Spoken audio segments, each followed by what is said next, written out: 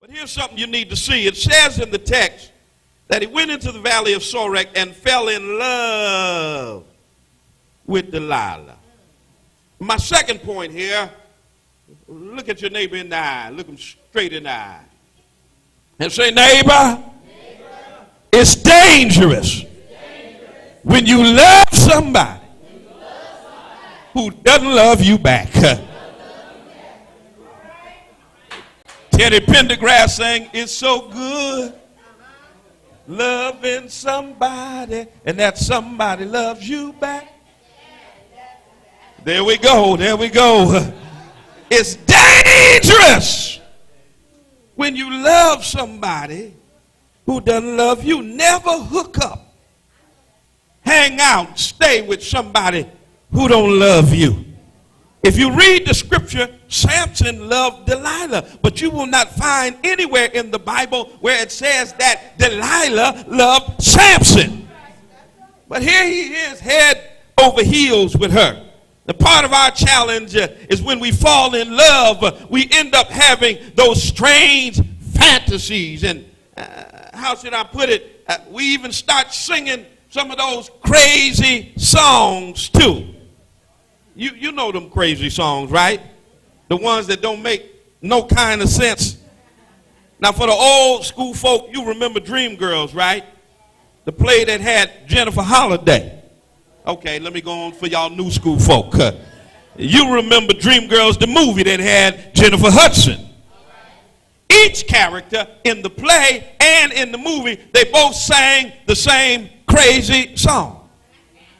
And there's a line in there that makes no sense at all.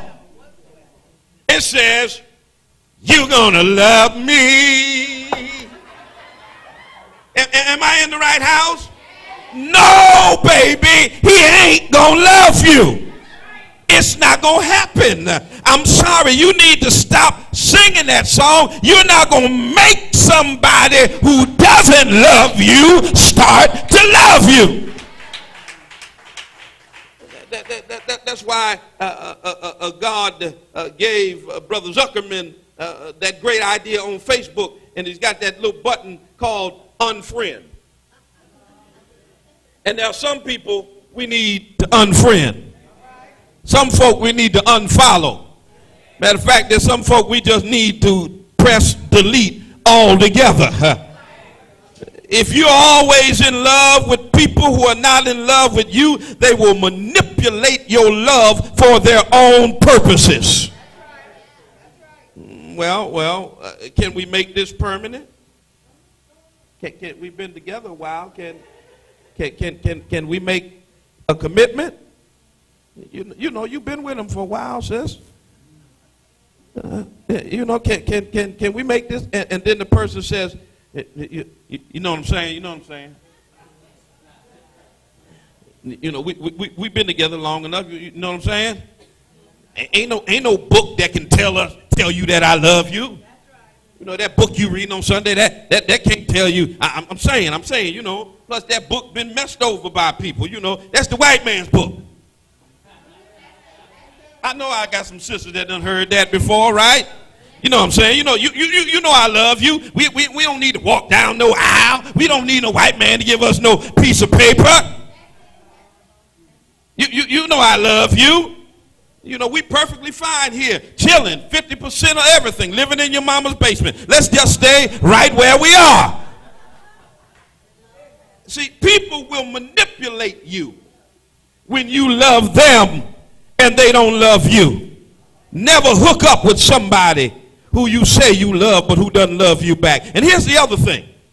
I need to talk to Samson. Can I talk to Samson for a moment? Samson, now you say you fell in love with Delilah. You say you love you some Delilah. But I got a problem, Samson. First of all, why you keep lying to her? It's right there in the Bible. He fell in love with Delilah. Delilah says, baby, tell me the secret of your strength. Samson tells her, go get 7 bowstrings that never been dried. I'll be weak. She does that. And then at 3 a.m. in the morning, She says, Samson, the Philistines be upon you. Brothers come out from the closet behind the couch. And it just seems to me that at 3 a.m. when all of a sudden other folks start showing up at the house, Samson, seemed to me that ought to raise a few questions right there.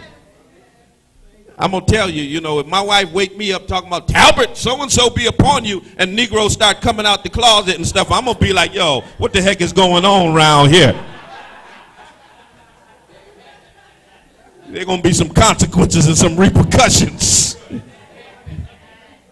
He breaks the bowstrings, beats the brothers up, kicks them out, goes back to Delilah's house. He's with her again. Delilah says, come on, baby, tell me you made a fool of me. She's rubbing his bicep. What's the secret? What's the secret of your strength? He says, get some rope. Ain't nobody ever used. Tie me up, sweetie. I'll be weak as other men. And then 3 in the morning, brothers come out from nowhere. He's got to beat the brothers up again. 3 times he does this, and Delilah keeps saying the same thing. Then she manipulates his love. How can you say that you love me and you won't tell me where your strength lies? You won't. Now, here's the thing. Why is you asking me how to subdue me and afflict me in the first place?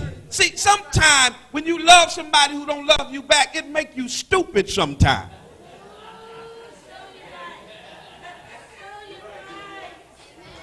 Ain't nobody I'm going to love that much who going to ask me, hey, how do I chop your head off? I'm going to wonder what's on your mind. I mean, he wanted this idea of being in love, and you got to be careful who you claim to love, especially when they don't love you, because in my mind, I'm thinking it's not in the text, but it's in my sanctified imagination. The question from Samson to Delilah should have been, so who's all these brothers who keep showing up at the house? I mean, what they your play cousins? Who are these folk?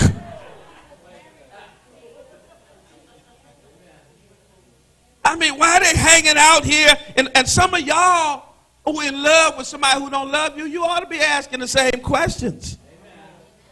Who this person who keep calling and every time I pick up the phone, they hang up?